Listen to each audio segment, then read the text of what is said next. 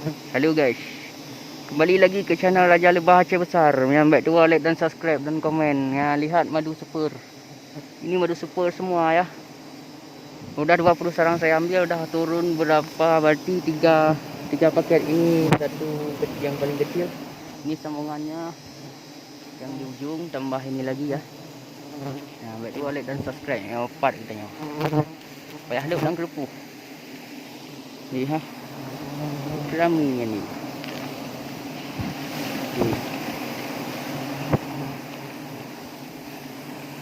Nah, Raja Lebah Aceh Besar.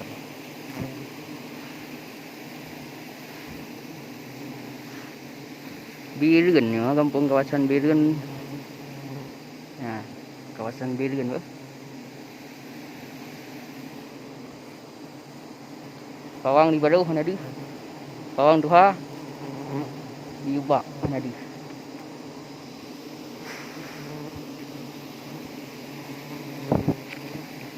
Nah, nampak.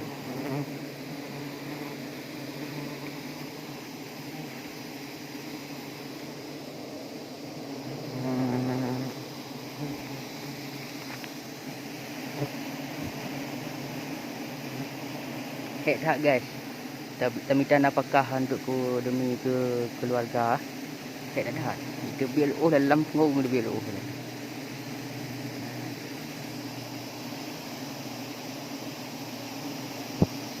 Obat jagung nak penonton.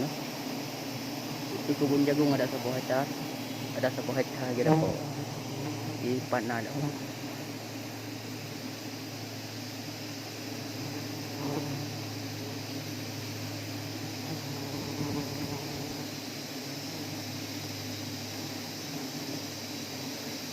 Jadi yang penting dia laut guys.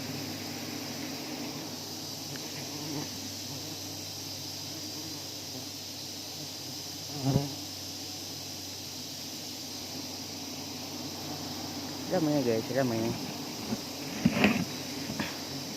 Bangun! Ju! Kuat dia layak dah guys, hati-hati. Hati-hati lah, makin layak hati-hati. Dia macam penyampung guys.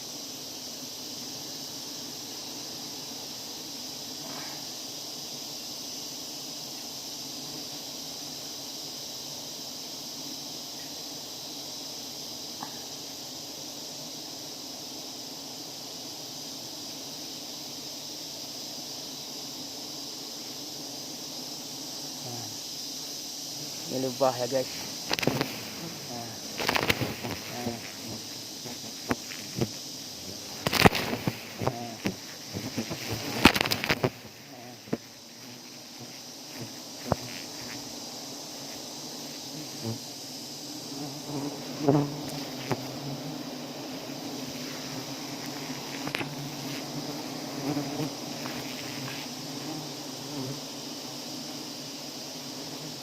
Boleh dan subscribe, komen Raja Lebah Aceh Besar. Dan boleh ditanya-tanya daerah mana dan di komennya.